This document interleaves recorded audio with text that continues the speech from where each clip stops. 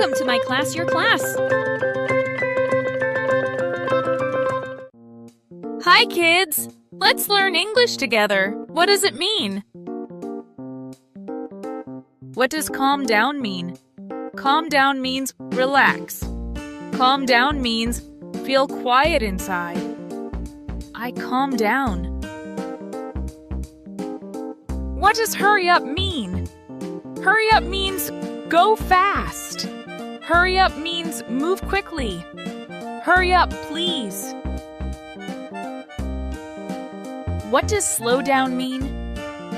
Slow down means go slowly. Slow down means not fast. Slow down. What does help out mean? Help out means help someone. Help out means do something nice. I help out at home. Let's remember. Calm down.